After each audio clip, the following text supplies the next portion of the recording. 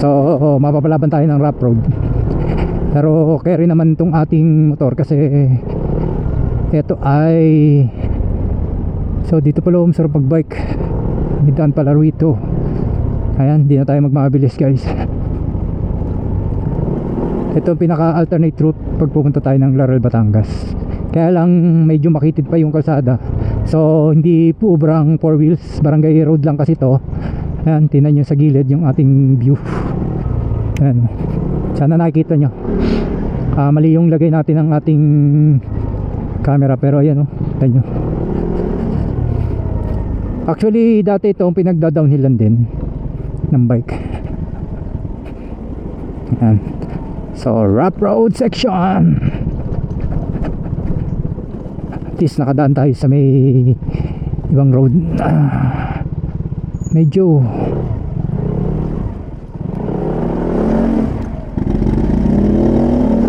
ganun, traction control. Nadulas yung ating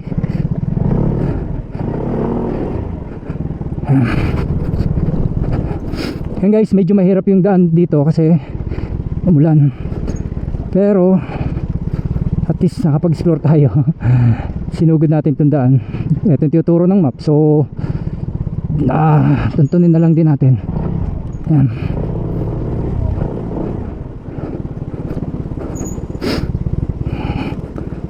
So actually marami naman nadaan dito, kaya lang rough road lang talaga.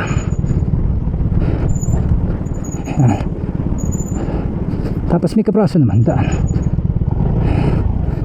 Yan. So guys, buti na lang dala natin itong ating Husky adventure bike. So medyo madulas yung ating dadaanan, kaya halalay tayo. Tanggalin natin yung ating helmet. So buksan natin kasi medyo technical tong ating dadaanan. Ano? Pero sarap mag-bike dito. Actually ngayon lang ako nakadaan dito, or dati nakakadaan man ako, kaya lang ang gamit ay bike. Hindi ko alam kung ito yung dadaanan namin na ang tawag namin dito. Downhill trail din to dati. Tapos try din natin dito dumaan mamaya.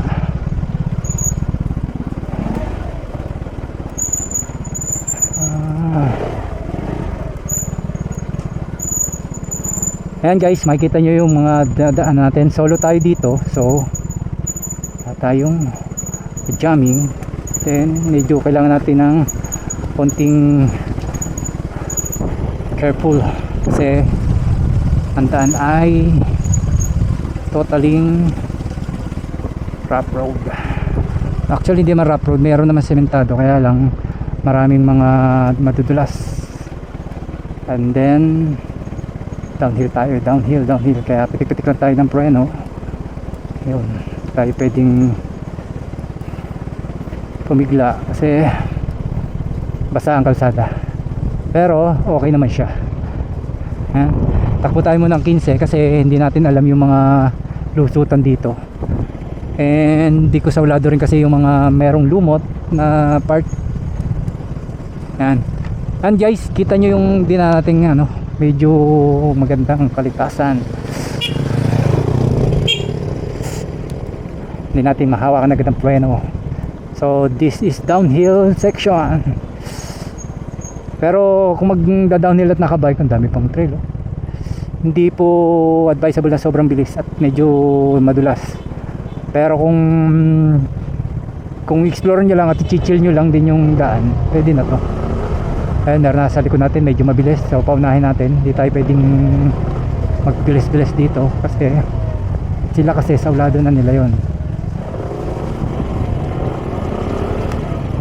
Kaya mo muna sila. Okay kuya. So ayan mga locals dito na natin, sila sanay na rito. Okay, pwede natin sabayan sila. Yung unang takbo nila, din lang din sa atin. Kaya medyo malabo tayo. Ayan, guys, tingnan yung dinadaan natin. Wow, what a nice view. Ayan. Bali ito, yung dang to ay Mendez Mendez to hindi ko alam kung anong to, mamaya search na lang natin kung anong barangay to. Pero ang baksak natin dito is mismong Laurel, Batangas. Ito lang yung sinuggest ng Google na dadaanan natin.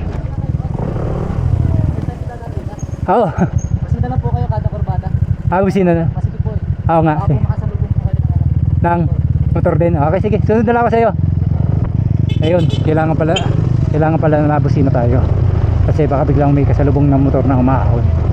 Eh hindi natin alam. Yan. Kasi sila taga rito. So alam nila yung diskarte rito. Every kurbada kailangan lumiko. Bagay nga kasi delikado rin talaga yung dito pababa. Kaya dapat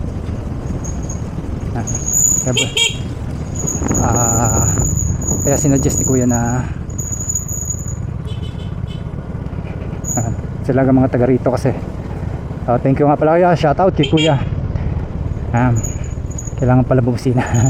Hindi natin alam lalo like dito medyo steep section. Ito medyo mahirap to.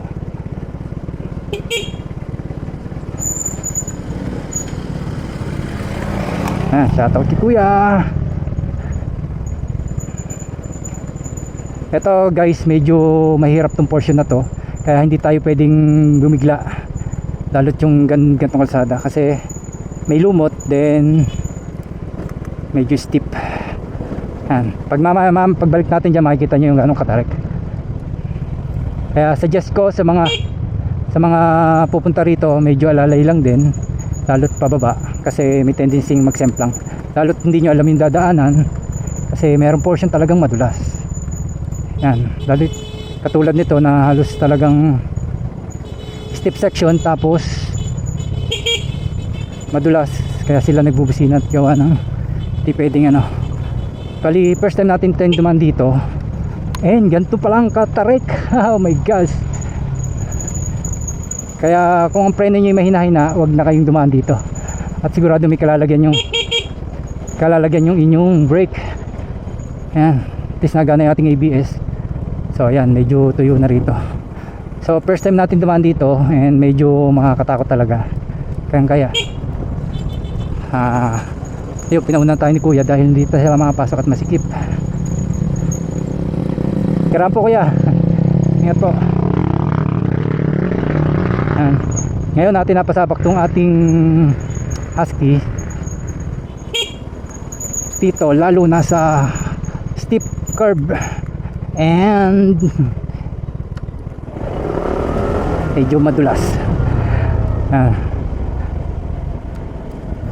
Pero sa maunang mga nagra-ride pa lang, wag nyo muna yung tangkain dito, baka hindi nyo kayanin. Mas mahirap pa to sa sungay kasi maliit yung kalsada, then daan tao nga lang talaga. Ayun, kung kaya talagang hindi ka pwedeng lumarga dito. Ayan, so ayun, may mga nakasulat ng so malayo-layo pa tayo. Ayan yung ating maps, ang haba pa ng ating lalakbayin. Pero ang sarap ng ating ride ngayon kasi first time natin nadaanan itong daan ito, and at the same time bilis si kuya. Saulado na yung daan. Eh tayo kasi first time natin, hindi tayo pwedeng may angkas pa yun ha. So ayan guys, check natin yung ating camera kung sayang kasi hindi natin makaka-capture ito. Wait, may kasunod pa rin tayo sa likod kasi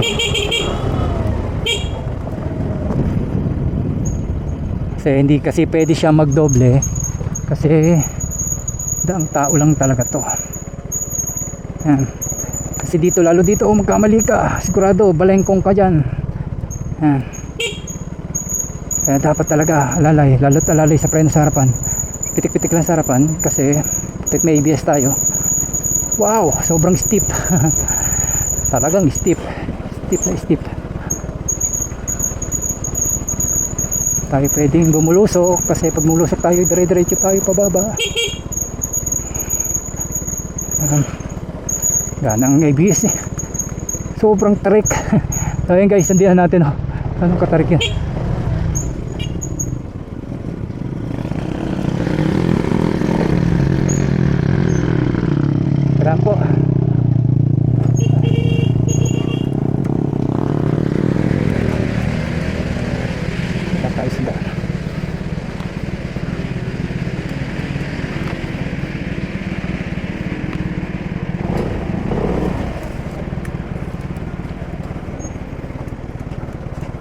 Yan. Medyo mahirap pag napunta tayo sa rat. Yan natin. Kailangan talagang buhatin. Dahil rin pala nadaan dito.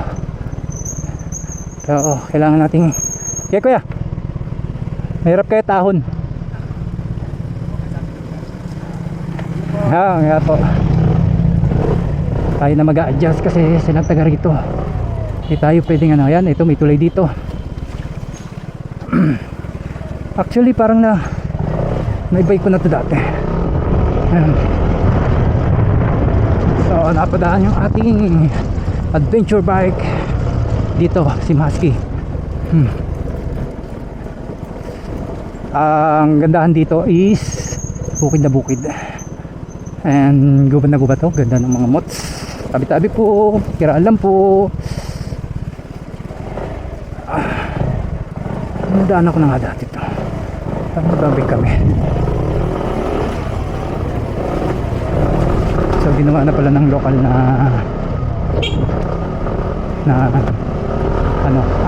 may kalsada. Unti-unti ang labas ay Laurel, Batangas. So hindi pa natin alam kung saan tayo ang baksak natin dito. Damag pa. Ay, mga locals dito, ang dami pang pinagdanan dito. Taong pilan, ganda. So ito yung daan na ngayon pag natin nadaanan. Dahil gusto lang nating puntahan yung Paligawan. So nadaanan natin ngayon ay Kawalan. Kawalan na daan, hindi ko alam na to kung saan, pero to labaksan na naman to yung Laurel. At least may maps naman tayo. So diretso tayo, tapos pasta din eh.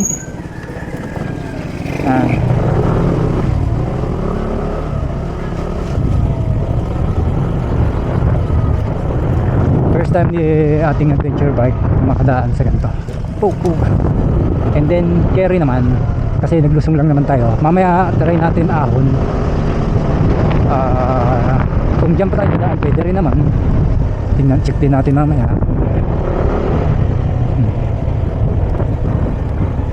So, saan tayo? Oops. Diretso pa rin tayo.